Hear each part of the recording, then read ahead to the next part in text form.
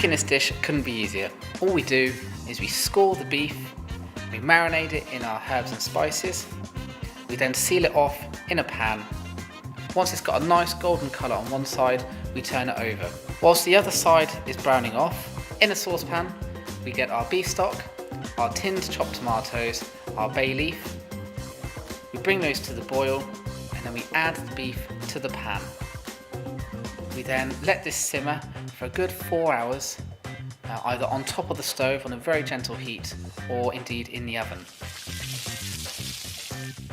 After the 4 hours are up and the meat is really nice and tender, very carefully lift it out of the liquor, place it onto a chopping board, and with 2 forks just gently pull the beef apart.